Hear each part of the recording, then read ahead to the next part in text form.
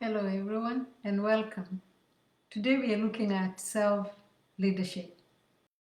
Most people think that they know what leadership is because we know organizations, we know countries, and we know leaders.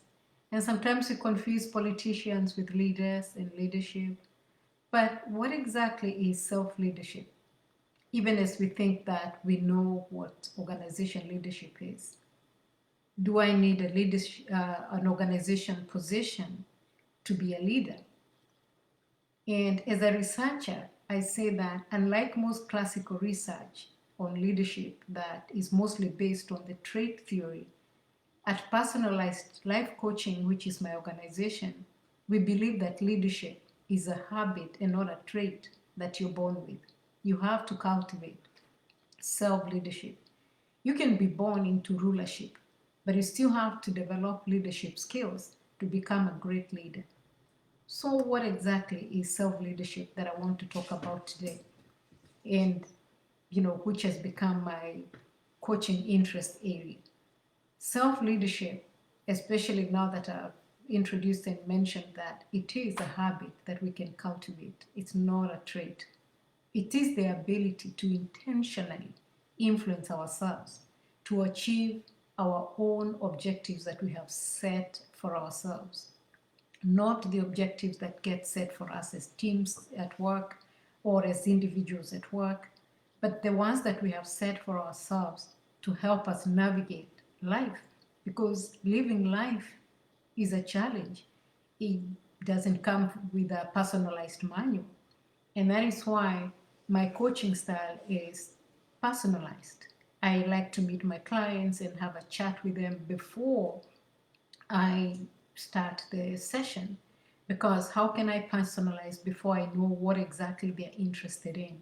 So that is my approach, because I want someone to set their own goals. They want them to set their own intention. I want them to influence themselves. I want them to guide themselves.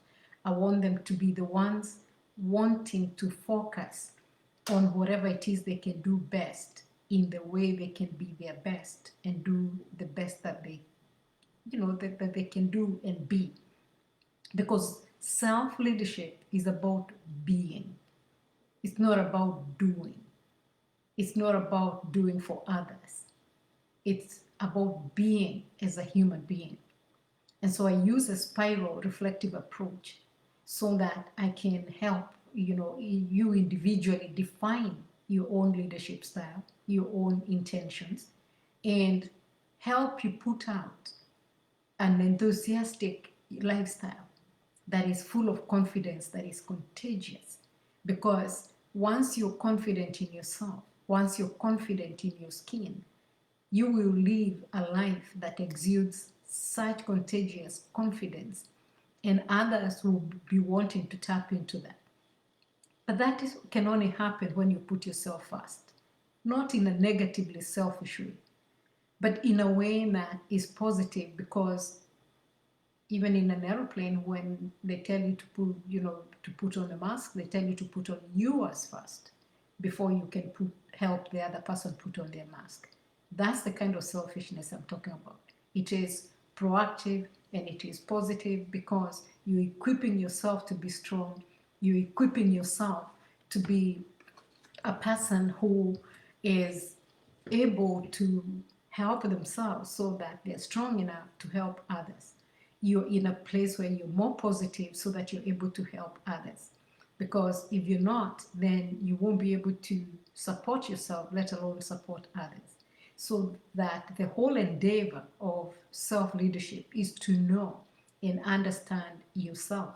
And from there, become more confident in yourself and live your life from that place that is enthusiastic and confident.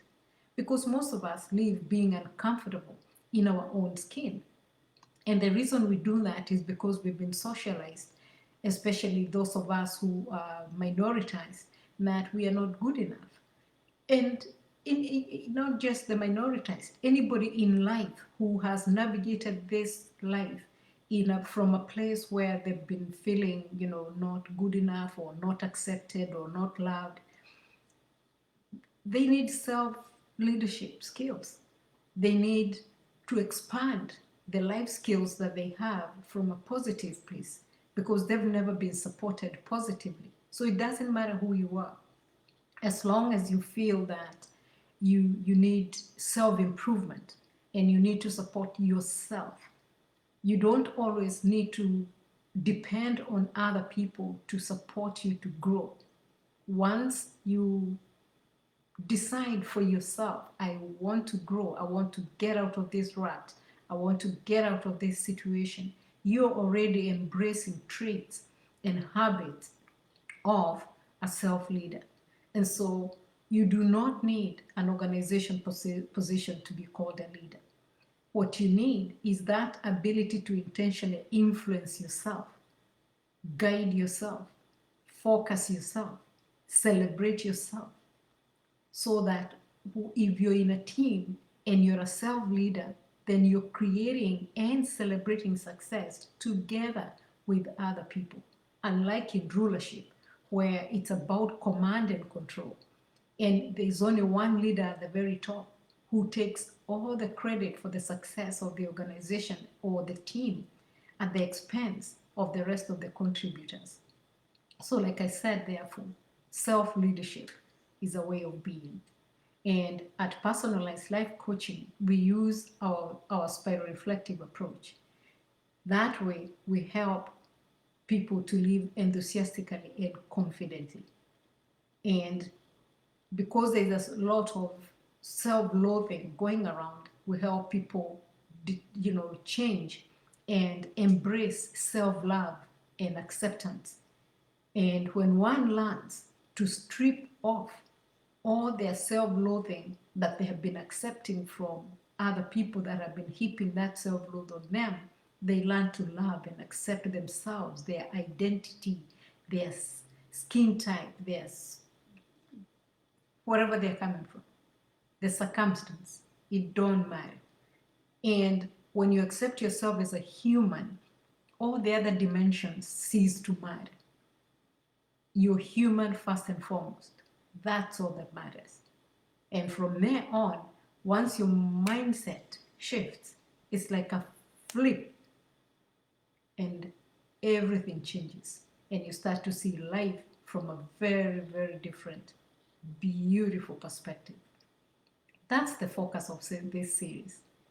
We hope to see you soon, and we hope to keep working together to ensure that we become self-leaders and we no longer complain about bad leaders, because there will be so many good leaders to choose from. Peace.